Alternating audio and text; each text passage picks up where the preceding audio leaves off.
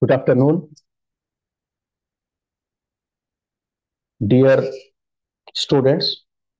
I welcome you to this virtual or online counseling session being organized by Dr. B.R. Ambedkar Open University, Hyderabad. In this counseling session, we will discuss topics related to Course 7 titled Aspects of Language and Their Relation to Literature. This is one of the core paper prescribed in your MA English program in final year.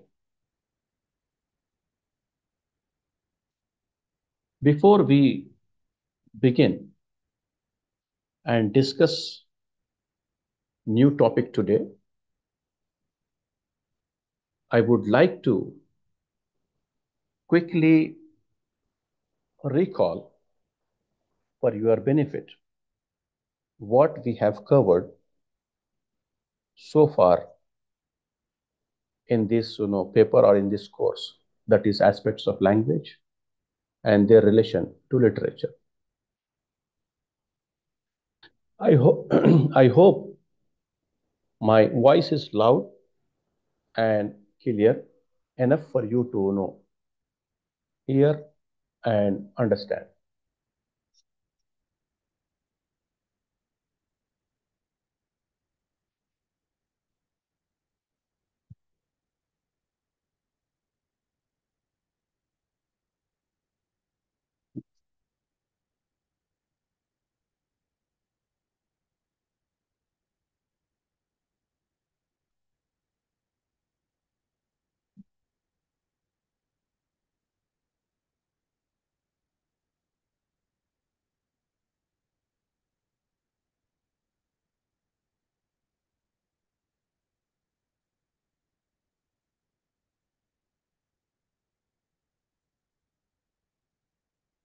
Well, uh,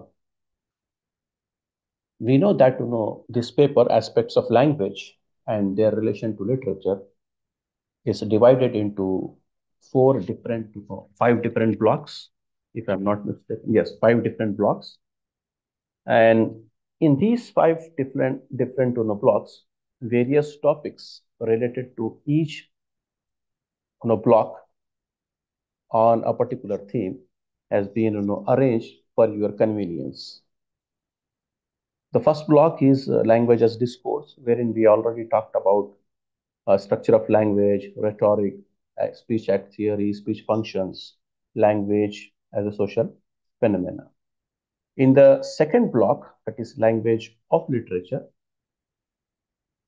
in the previous class, we talked about different features and functions of language and uses of language, and we also looked at you know language of the poetry, fiction, and prose. And we try to understand how a language of literature is different from a normal language. And what are those characteristics and features that make uh, the language of literature special. After all these things, we are moving to block 3, which is language and literature. So in this particular block, we will try to cover emergence of literary theory and literary concepts, structuralism with a special reference to language, and a structuralist approach or structuralist applications to prose, poetry, and drama. And then we will also look at post-structuralism, again with reference to language. And the last topic that is important in this block is Derrida's notion of language. So these are few important to know aspects or topics that we are going to take up in our discussion today, uh, especially uh, under the theme or under the block title language and literature. So let me begin with this small picture which is shown on your screen. I'll give you a couple of seconds to look at the picture that is shown on the screen and try to make an educated guess what this picture is about or what is it. Based on whatever details you can find, you can guess what this could be, what this place could be. So I'll allow a couple of seconds for you to think and decide what it is.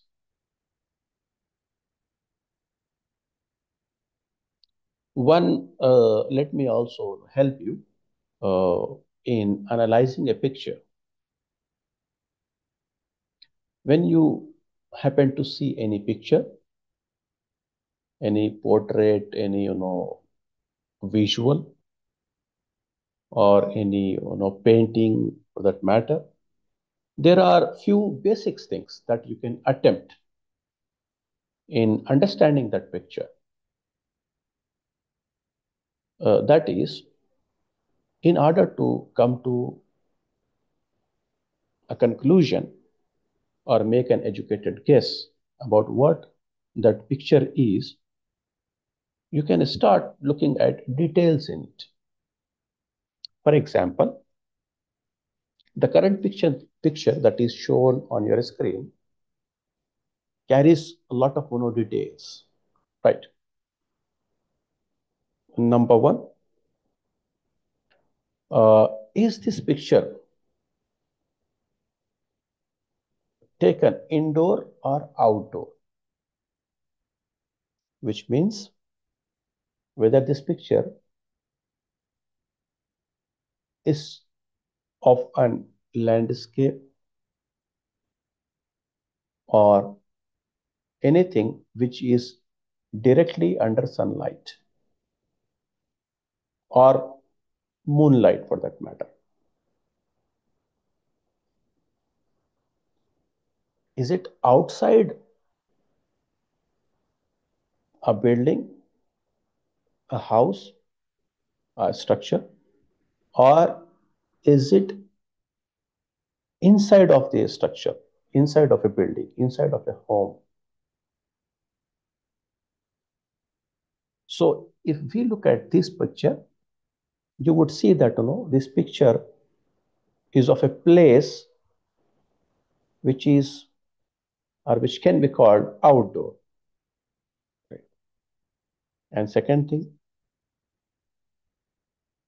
what time is it taken?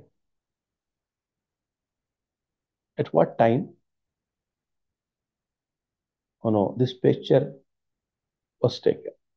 Now, if you look at the brightness, you can guess that it is a picture taken in a broad daylight. You see clouds which are not rain clouds,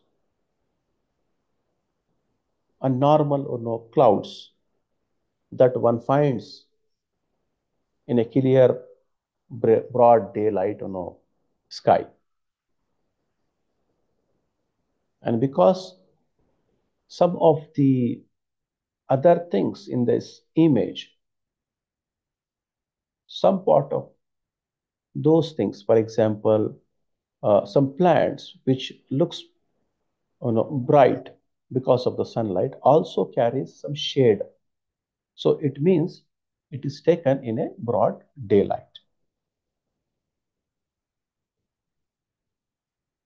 Second, we are able to identify whether it's indoor or outdoor. We are able to make a guess about its timing, right? Or whether it is taken in a daytime or nighttime, or within daytime, it is dawn time, early morning, or sunset time, evening time, or broad, daylight in the uh, mid uh, mid sun, right? A noon. So this looks like a time closer to noon rather than being, evening or morning, early morning. Okay. Well, we guess two things: the time of the photo and whether it is indoor or outdoor in terms of location. Okay. Now, is this an artificial one or a natural one?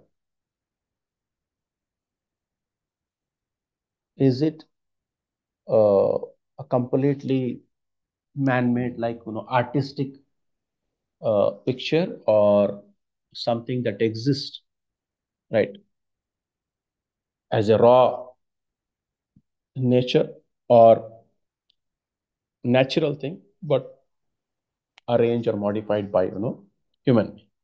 So it looks more like a natural one, but with some, interventions, some modifications made by, human beings, because you see rocks, you see, plants, you see trees, right? And lot of, multiple, in fact, multiple colors as well. Green, light green, dark green, somewhere, red, pink, right? And some other, colors.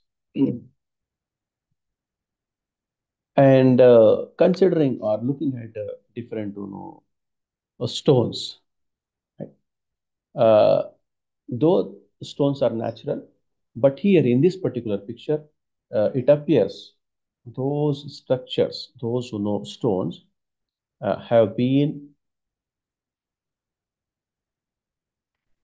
carved as well as, placed with a proper plan, right? So this whole arrangement of the stones in this place looks, a man-made intervention. Okay, and there are also some grills, here and there. So considering these, one may guess that, this is perhaps a park or maybe a garden. Okay, so that could be a guess that we can, make. Okay, now let us see for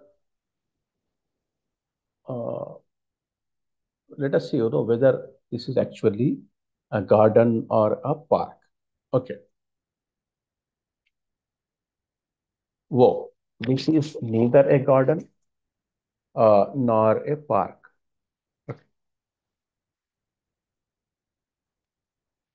It is basically a castle.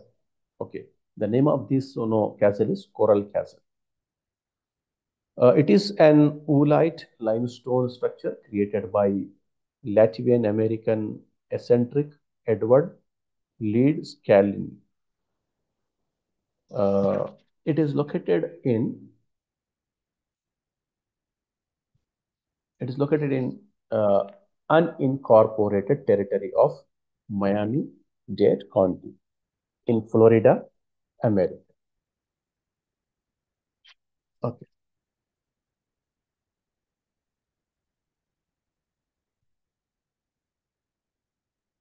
What is it then? In the first case, we tried to make an guess, and we were able to guess that, it could be a park or a garden. But to our surprise, we came to know that that is actually a chasm, right? Coral chasm. Now, this picture is something you and I are, pretty familiar with. So, what is this? Are you guessing that this is Taj Mahal? You are right. This is Taj Mahal. And what do you see in front of Taj Mahal? A beautiful garden with some fountains, right? Water and clearly marked, pathways. Okay. Again, this picture is taken in the daytime. No, is this a mosque? Is this a mausoleum? Is this just a structure? And who built it? Who constructed it? We know that Taj Mahal was built by during the time of Shah Jahan, and he built it for his beloved Mumtaz. So Taj Mahal is also known as Mumtaz Mahal, and this is basically a resting place of Shah Jahan's beloved wife Mumtaz. So this is basically a mausoleum.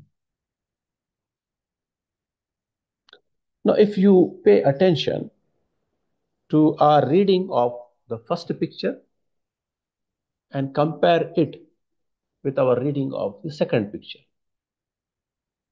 do you realize that our first guess is not same as our second guess, or our first reading of the first picture is not same as our reading of the second picture?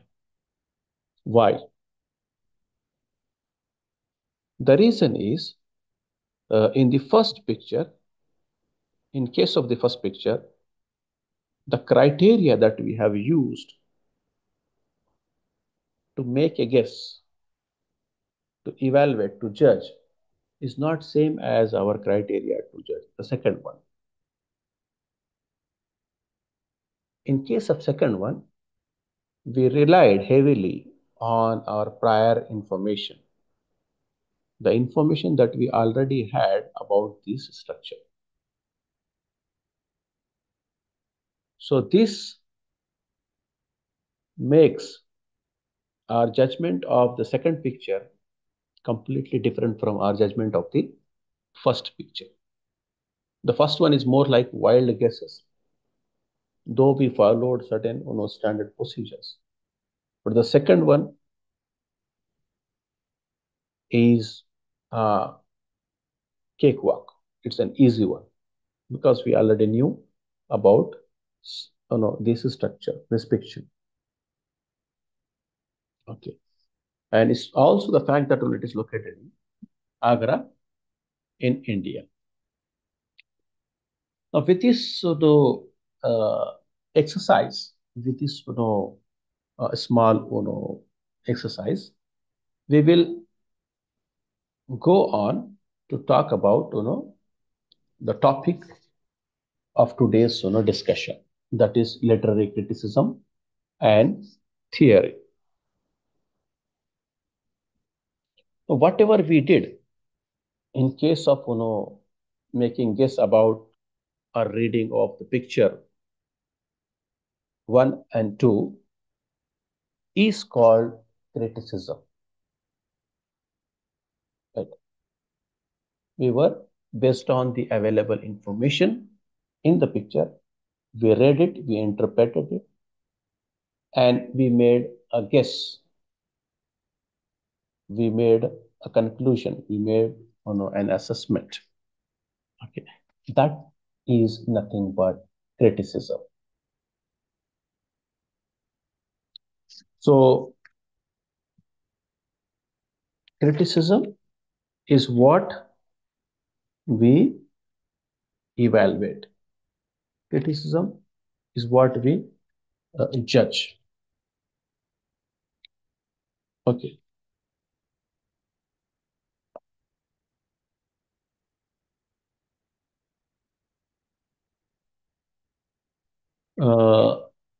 Some of the forms in which we find criticism, especially in the literature domain, are book reviews, We read a book and write about it. That is a criticism of that book. In that criticism, we maybe, we may take a positive stand or a negative stand. We may appreciate it, or we tend to uh, criticize it for weaknesses and shortcomings. And such reviews, now those, uh, rather, in addition to books, we have, different other, kinds of reviews also, right? But within literature, we will talk about, book reviews. Otherwise, nowadays we are familiar with, product reviews and other kind of, movie reviews, different forms of reviews. So all those reviews are nothing but criticism. And especially in literature, when we say literary criticism, we meant book reviews or articles that are published in different journals are also, reviews, also, are criticism. You take example, for example, you take one novel and you make a reading of that novel from a particular, perspective, maybe eco-critical perspective, right, or feminist perspective, or any other or post-colonial perspective for that. And then you write that article. So that article is actually as a review of that from a particular perspective. And that is nothing but a criticism. So your research article, which reviews any book, one or more than one book from a particular, lens, from particular perspective, and that article is also a criticism. And one more form of, criticism. So criticism first appear, as, book reviews, in the form of book reviews. Criticism may also appear in the form of journal articles. So we two different types of, criticism, are the two different forms in which criticism appear, we discussed. Now let's move to the third kind of, form in which, criticism appears. If you have read Jane Eyre, written by Charlotte Bronte, you know that,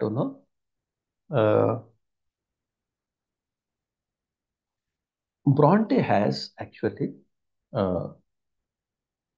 written a story in Jane Eyre where Jane is the main character. And she narrates about the conditions and the place where Mr. Rochester finds Jane. Mr. Rochester goes out of England for business, for plantation business. And in, other than English territory, he finds a beautiful, girl named, Jane Eyre. And Jane Eyre, he marries Jane Eyre and brings her back to England.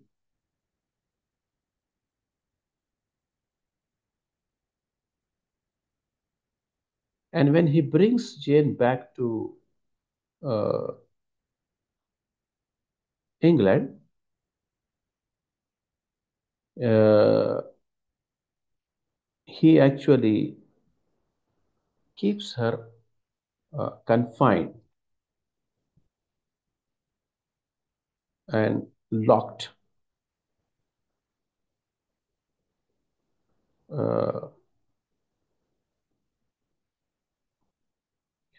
Uh, he actually, keeps Jane Eyre confined to a particular, place within his, estate, Thornfield Hall, and that place where within the, uh, house,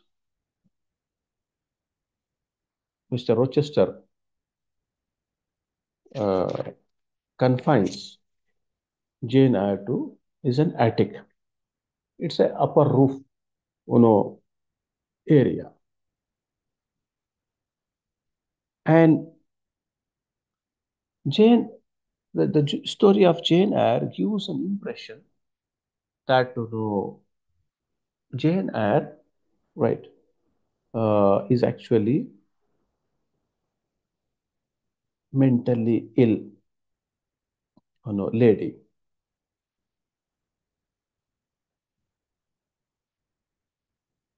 who is not mentally stable, and as a result, she is, confined to attic. And the whole story goes on, and now and then readers are informed about the unusual and unusual behavior of, Jane Eyre. This continues. This continues, and eventually, uh,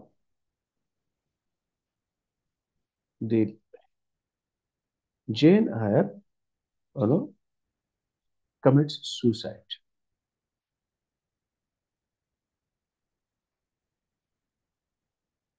She jumps from the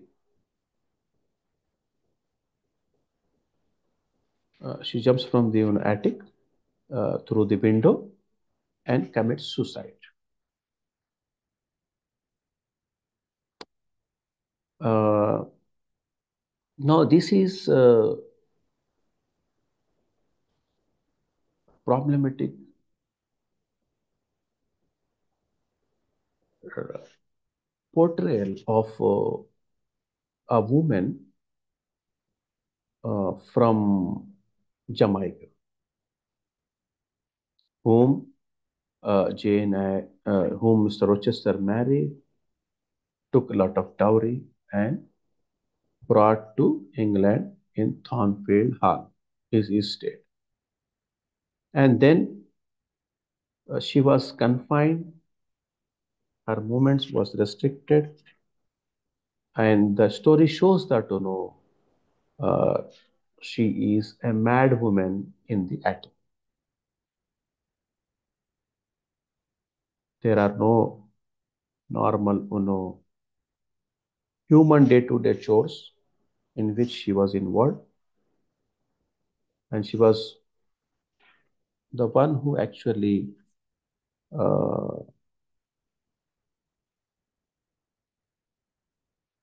I'm sorry, I'm sorry. No, Jane Eyre is the other lady, but in that novel, there is one woman, not Jane Eyre, I'm sorry. Uh, I stand corrected. It is not Jane Eyre. Jane Eyre is another lady whom Mr. Rochester wanted to marry. Okay. But he, in his house, there is another woman confined to an attic, right? And who was brought from another territory where Rochester worked. and he kept her confined to the attic. And Jane only comes to know that there is one lady who is making eerie silence or making, unusual, moves, especially in the night, whose name is Partha. Okay, so Partha Mason is actually the lady who was, confined to the attic. Okay, and Jane Eyre is the heroine whom, Mr. Rochester want to marry. So this story continues, and eventually, Bertha Mason, who was confined to the attic, commits suicide by jumping, through the window of the attic. Okay, the story ends. Time passes, and then one lady from, uh, right,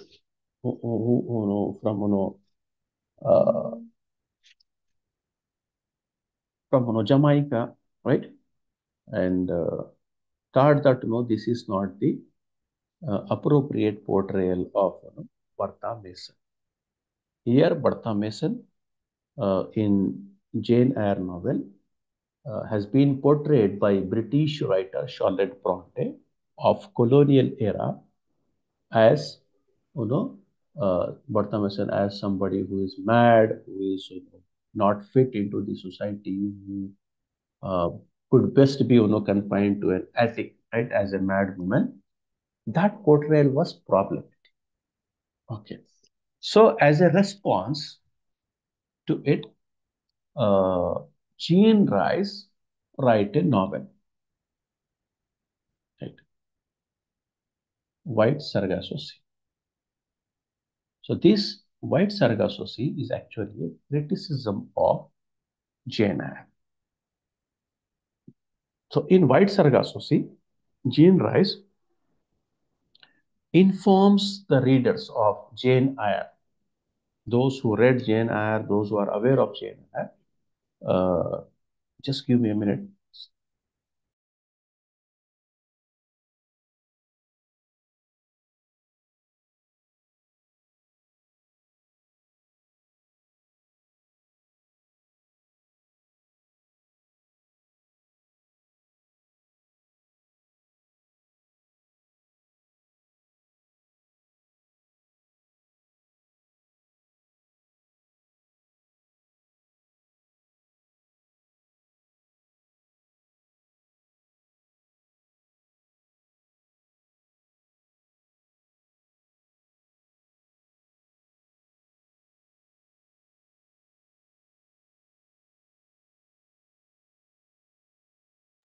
Yeah, so Jean Rice found that, this kind of portrayal of a Jamaican woman is problematic.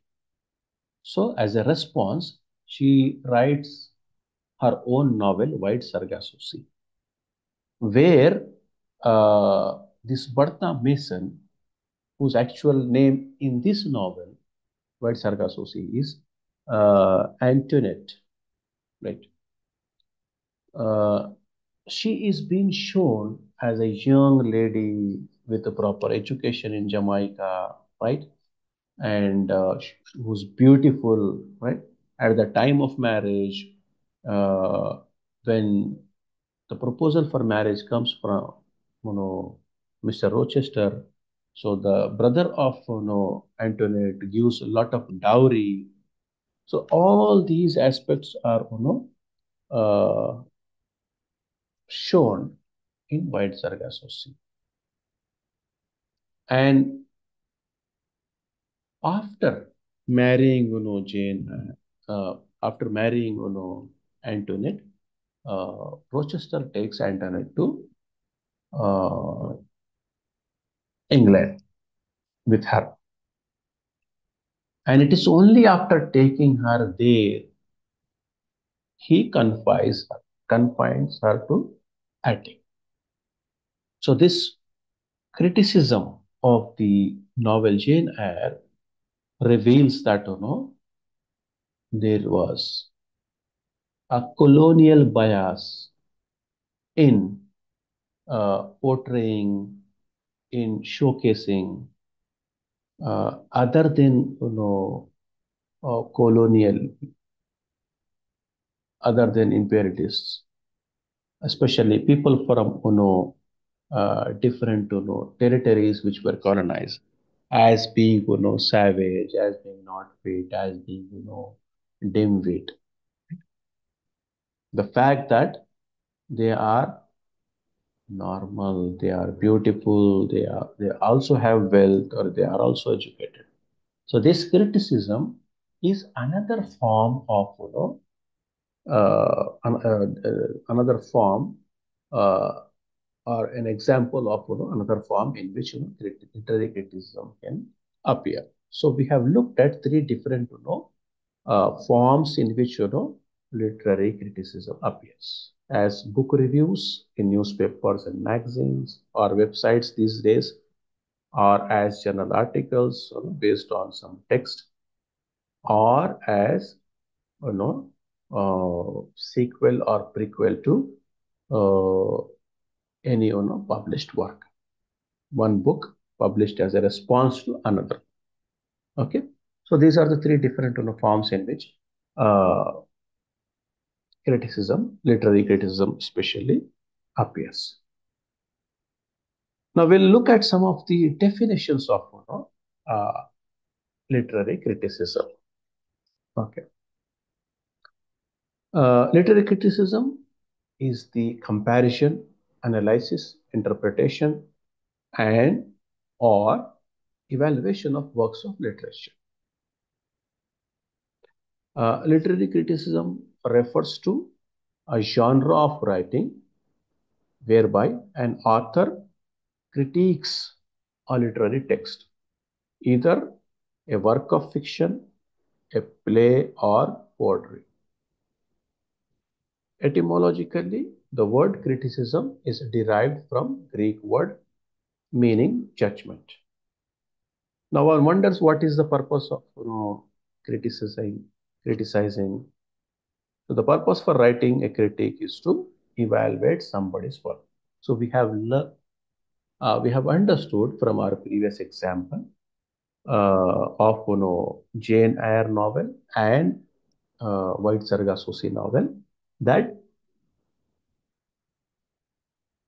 the work or literary work, right, whether novel, poetry, drama, or fiction or prose, is evaluated, right, is commented upon, okay, in a literary criticism. Okay, so we'll move further. Now, if whatever we have understood so far is criticism, then what is literary theory?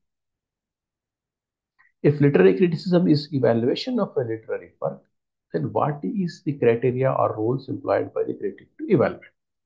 Now, this takes us to our second concept today, that is literary theory. Do you remember two pictures that we have took as examples in the beginning of this lecture? Yes.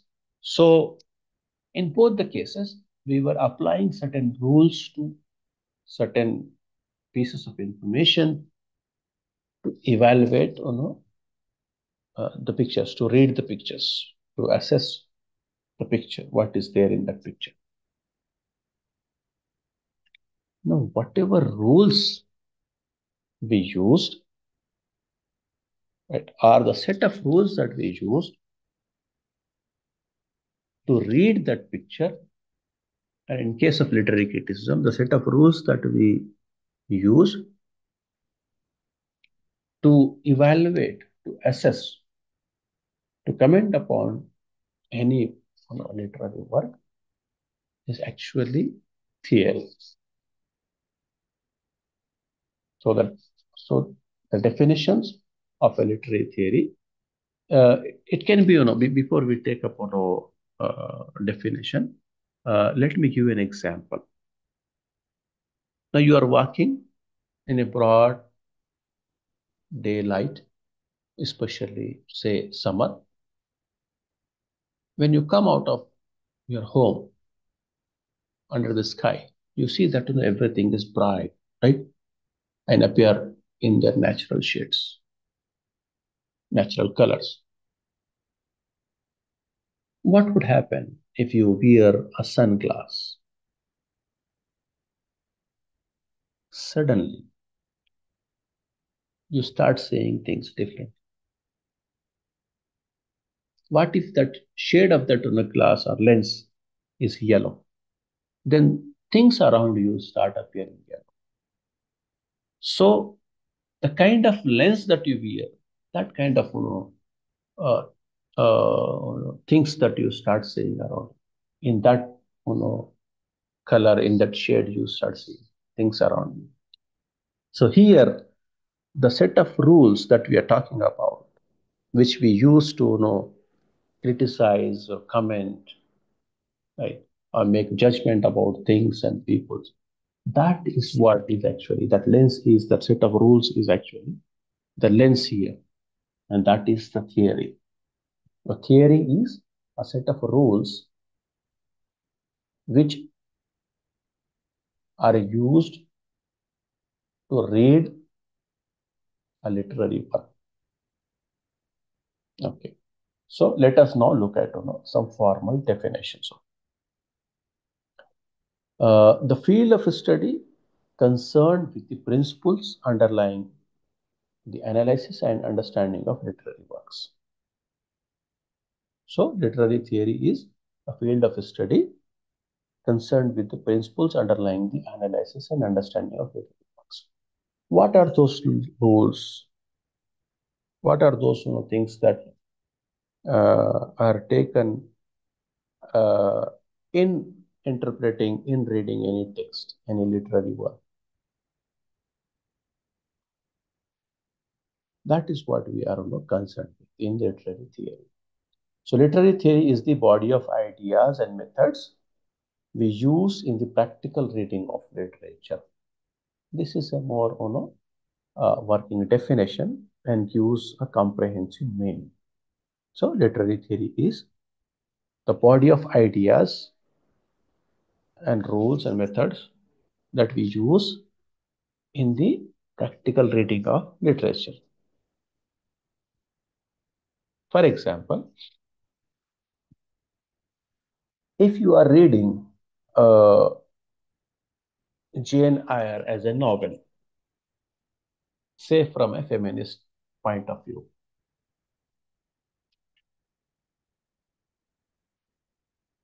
so what your attention and focus in your reading of the Jane Eyre would be?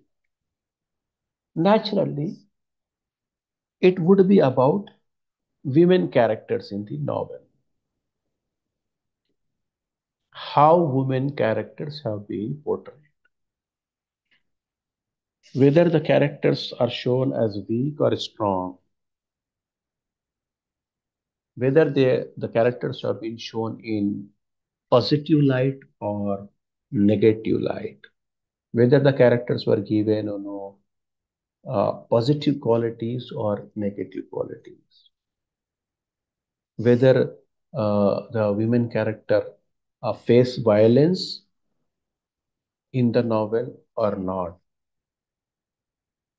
whether women characters are appreciated by other characters, respected by other characters in the novel, or they are humiliated, looked down upon in the novel. And these are a few things that you would be interested in if you read the Jane Eyre novel from a feministic point of view. But if you read this same novel from a post-colonial perspective, now your attention, your focus would shift to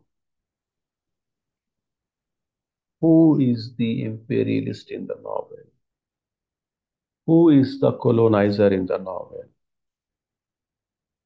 who are colonized in the novel.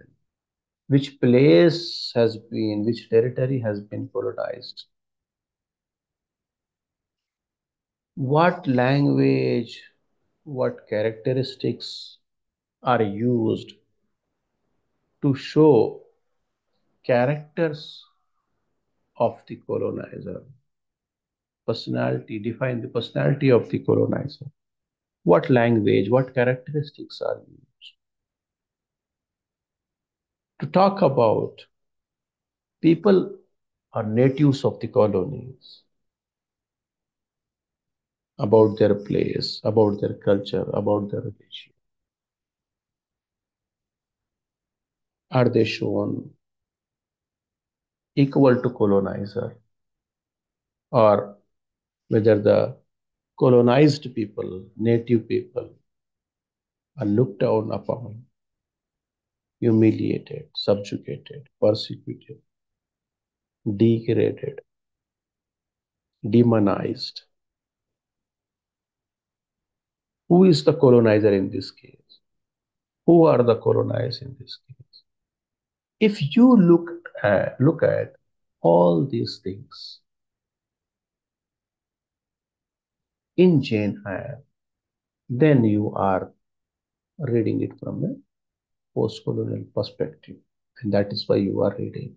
Your attention, your focus is on these specifics. In case of feminist perspective, your attention is on some other things within the novel. So this is the difference or the uniqueness or the defining feature of a theory. The moment you wear a lens, you start looking at things from that lens only. So that lens is made up of different ideas, different rules, different norms, etc., or different methods. And after wearing that lens, after keeping some certain norms and rules and methods in mind, and started uh, uh, interpreting things, evaluating and judging literary works. So that judgment, that assessment, that criticism is actually criticism. The lens is the theory, and after hearing that theory, keeping that theory in mind and reading something, and whatever you interpret as a result of that lens, that is a criticism. So this is, dear students, the difference between literary theory and criticism.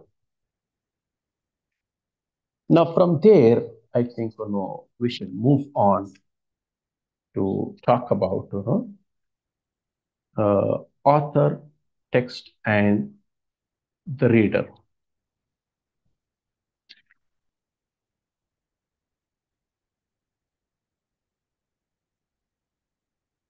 Before that, I would like to mention a few important critiques in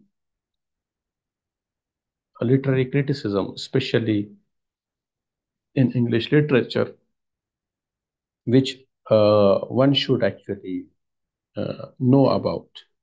One is Matthew Arnold, other is I.A. Richards, and you have F.R. Lewis, Henry James, T.S. Eliot.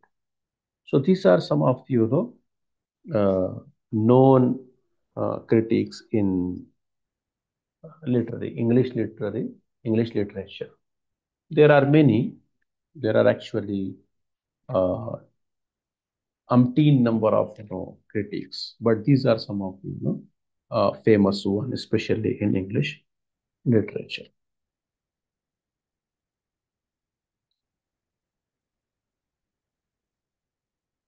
Okay, coming to this three key terms in literary criticism and theory, right?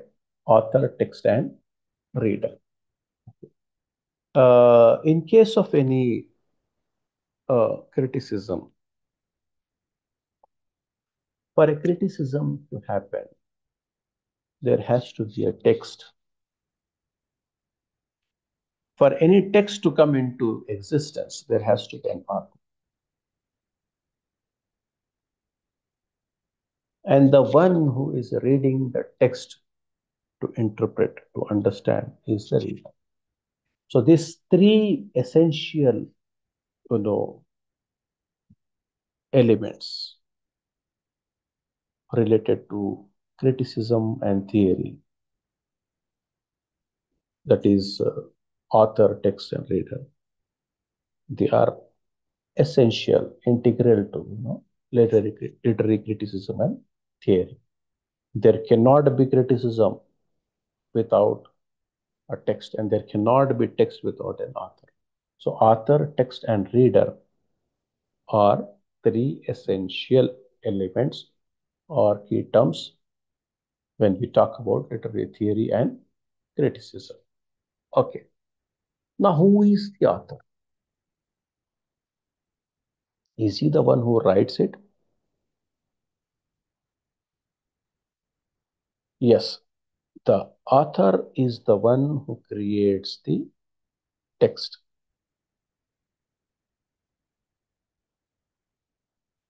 That means the one who, with his pen and paper, or these days we use computers and gadgets to type in any word composing software and creates the text. So author is the one who creates the work, right, through his pen and paper or digitally. Okay. Initially, the focus was on the author, his intention and experience, which means what author has created, in what circumstances he created, what possibly could be the intention of the author. So these are the points of focus in criticism. Right? Those who were studying any author, they were looking at his background, the times in which he wrote, and the intention with which he might have written. And that is why you see in English literature, there are numerous thousands and thousands of studies on author. Right? For example, Thomas Hardy and his literary contribution, William Shakespeare and his dramas. So majority of works up until recently have been author focused. Okay. Then there came a change, especially in 1940s and 50s, where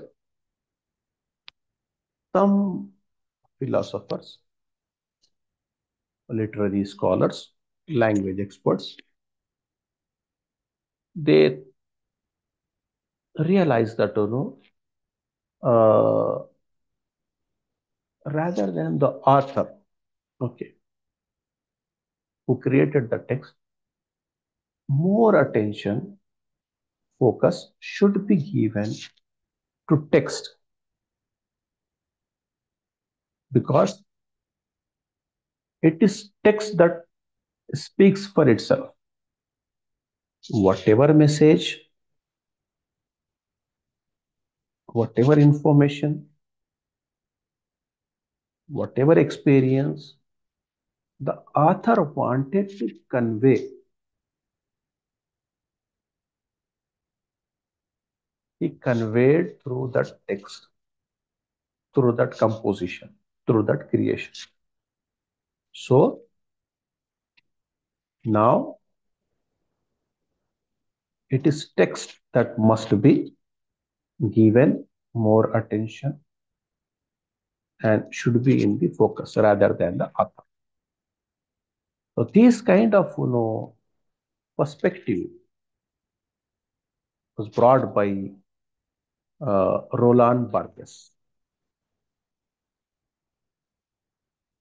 He says language speaks through text, not the author, which means after creating the text, after producing it, author becomes irrelevant.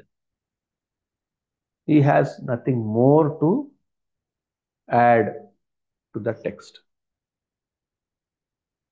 He started and finished it, and thereby got detached.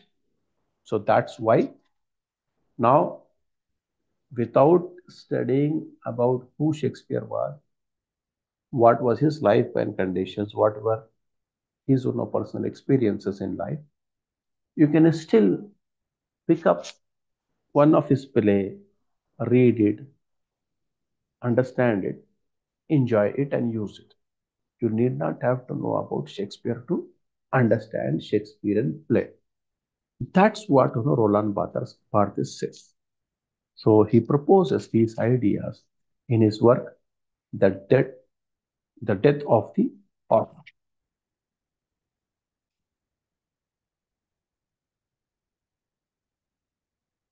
Okay. So then, by 1960s, another kind of perspective came, where certain people, certain philosophers, language experts, right, they thought that why pay attention to author and even text? Whatever author has to write, he has written,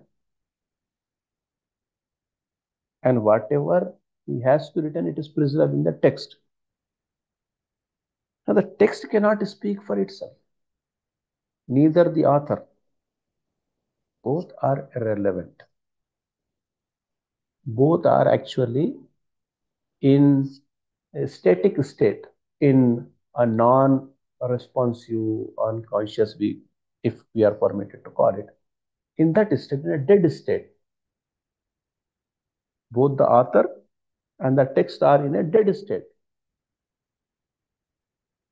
The text comes to life only when a reader picks it up. Text becomes meaningful only when the reader reads it. And in doing so, he makes use of his prior knowledge, prior experience. And through his prior knowledge, his prior experience, he adds meaning to the text and understands it. So this leads to a new perspective of reader response theory,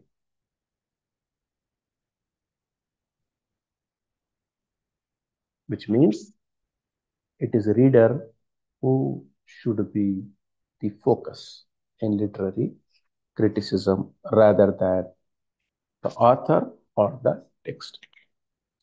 So in criticism and theory, there were three different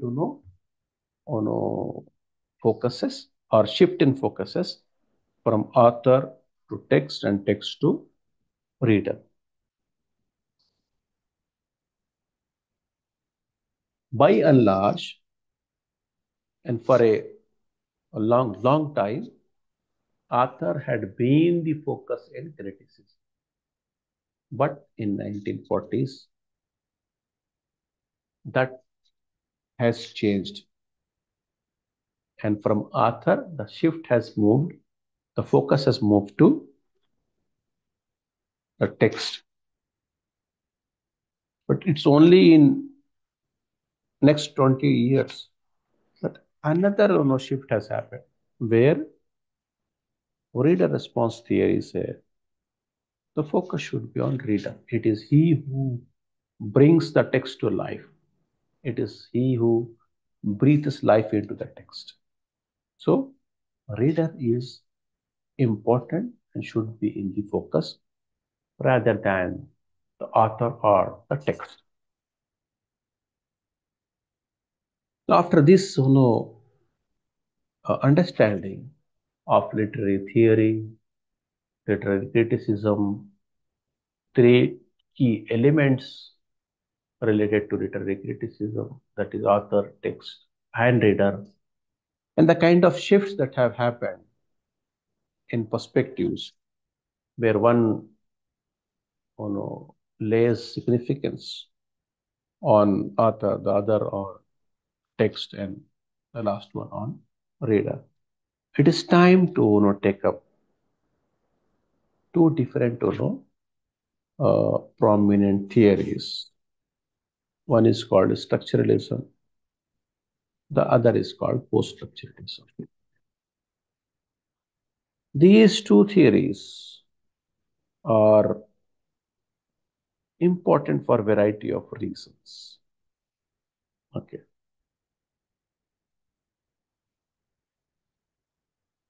Because structuralism and post-structuralism have uh, made significant contribution to literature.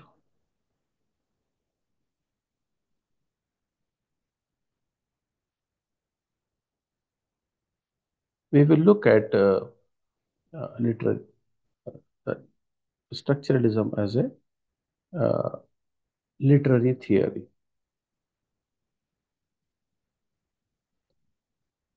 Now, what is structuralism? I'll give you one working definition of what literary, what structuralism is in a literary theory. Structuralism is a literary theory that focuses on the underlying structure of a text and how the parts of a text relate to each other. It emphasizes the idea that the meaning of a text is derived from the relationships between its parts. If we will discuss this definition in a while, we'll just quickly look at how this structuralism as a theory emerged. Structuralism originated in France in 1950s and became a dominant intellectual movement in the 1960s. It was based on linguistic theories of Ferdinand de Saussure, who is considered the father of structuralism. Structuralism is used to analyze language and literature using techniques from structural linguistics. It can help readers understand how a story's elements tie together. Okay.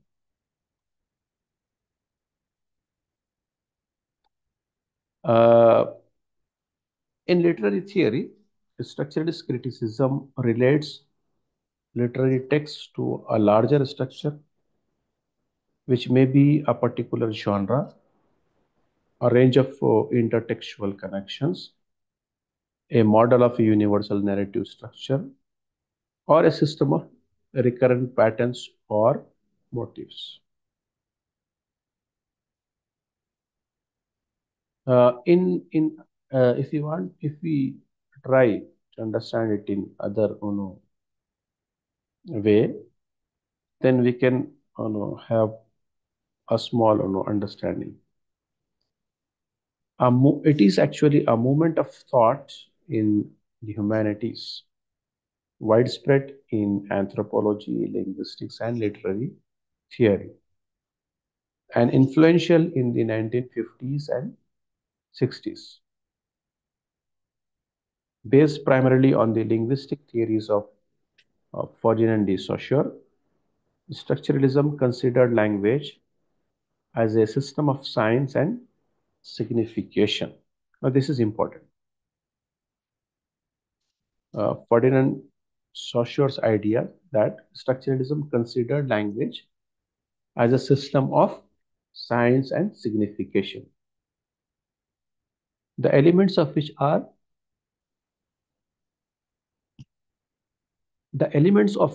understandable only in relation to each other and to the system. In literary theory, structuralism challenged the belief that a work of literature reflected a given reality. Instead, a text was constituted of linguistic conventions and situated among other texts.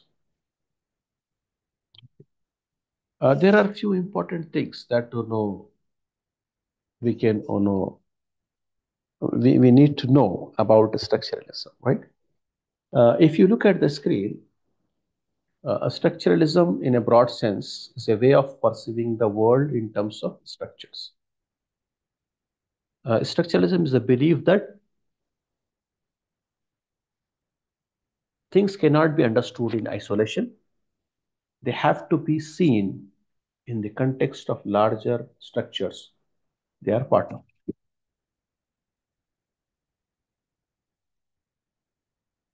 A language is a self-contained relational structure, the elements of which derive their existence and their value from their distribution and oppositions in texts of different or discourse.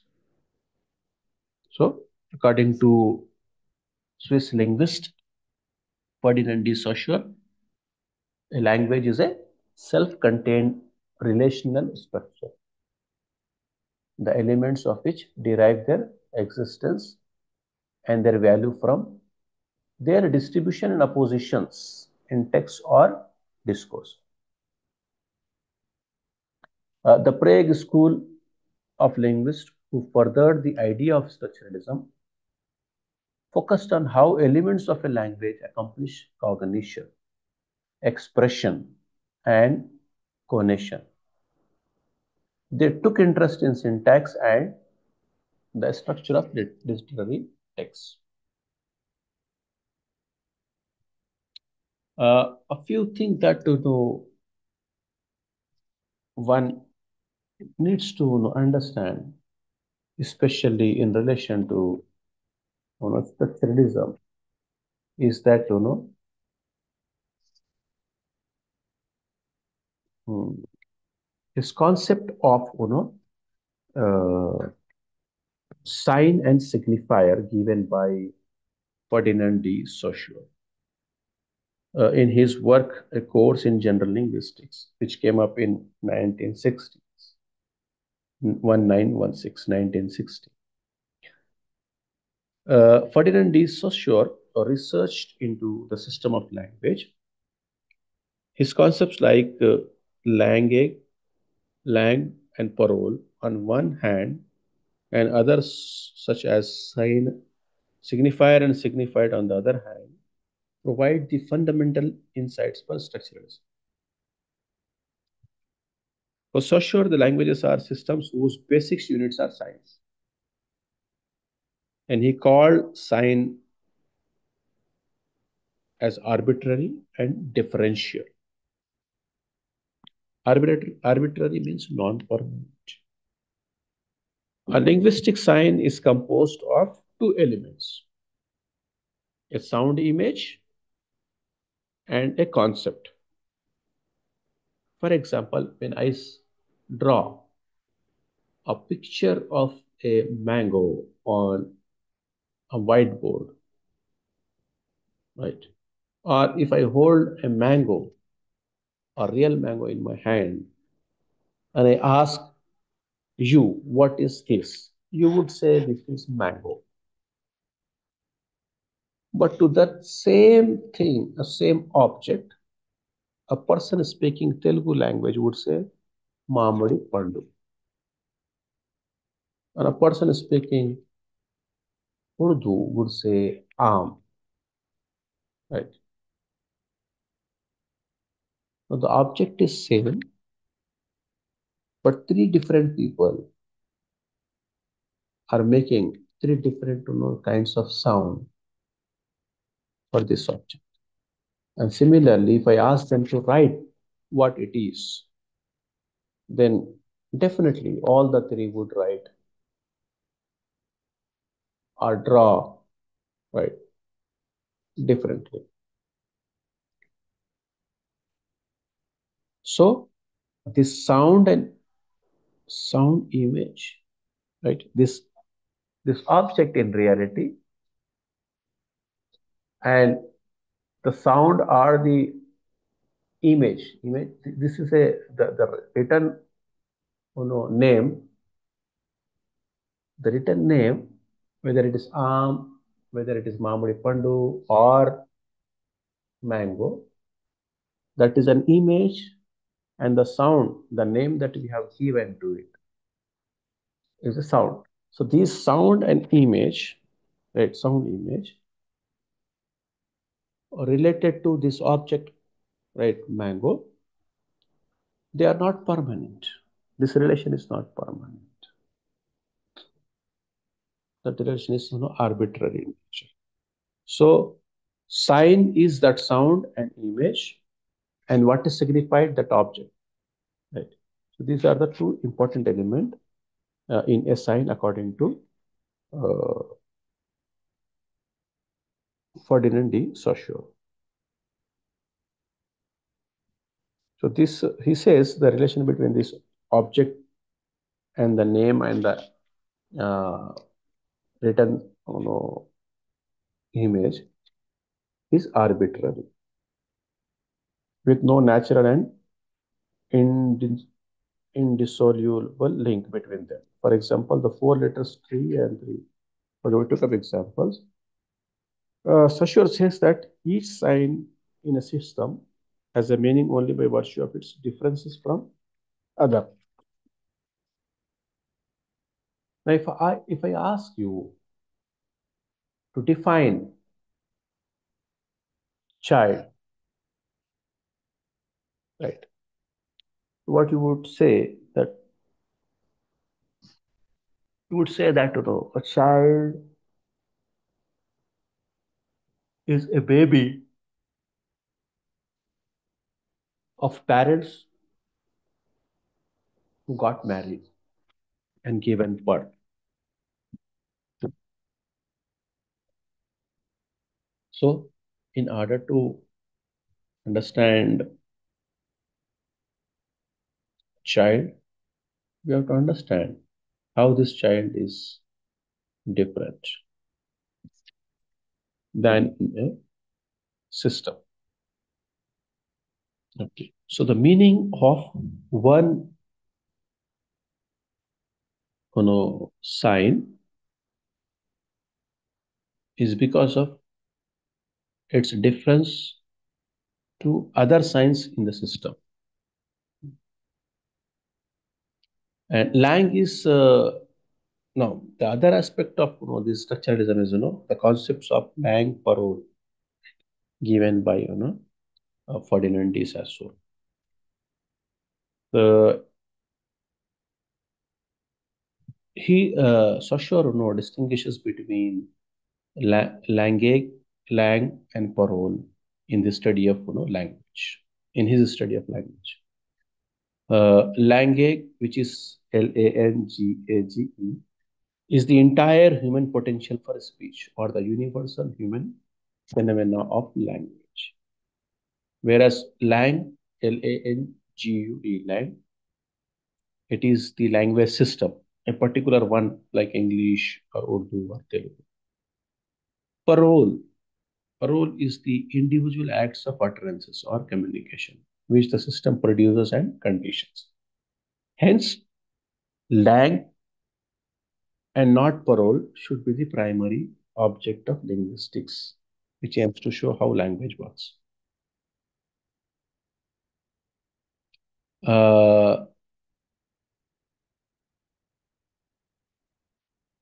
There is also this concept of synchronic and diachronic language study. Right. Diachronic in the sense that it focused in the way languages change, whereas synchronic study considers how a language functions as a system at a given moment in time. So these are some of important terms related to structuralism that I tried to put across here. When it comes to implication of a structuralism for literary studies, Saussure envisaged a few of the implications. In fact, there are four which David Lodge notes down, and I repeat here. The first one is the idea that literary texts could be seen as manifestation of literary systems, such as narrative, the underlying rules of which might be understood, thus making literary criticism a more scientific discipline. Two, skepticism about historical explanations of literary phenomena, especially research into the origin of meaning. Third, a corresponding emphasis on the collective or social construction of meaning in the production and reception of literary texts. And fourth, a critique of naive theories of literary realism. So these are the four important implications which Ferdinand de Saussure envisaged for literary study. Okay. Similarly, once you have understood structuralism, it becomes easier for you to understand new criticism because it is similar to structuralism in the significance. It attaches to the language of the text or words on the page. And because of this structuralism only, that when we read a poem, right, or when we read a novel or short story, we pay attention to its form and its structural elements. Like in poem, we look at rhyme, rhythm, right, stanza, right, meter, whether it's a ode, whether it's a elegy, whether it's a sonnet, right? All these things, we pay attention to, and what kind of literary devices are used. All these kind of, all these, comes under the structuralist analysis of the poem. Similarly, in fiction, we look at narrative structure, right, and other things. So that is the implication of or application of structuralism in literary studies. Okay, I think with this we will wind up our counseling session for today and hopefully meet in the next class or next counseling session to talk about Derrida's notion of language, uh, especially in the context of post-structuralism. So thank you so much for joining this online counseling session uh, online, and looking forward to meet you again in the next class. Thank you. Take care.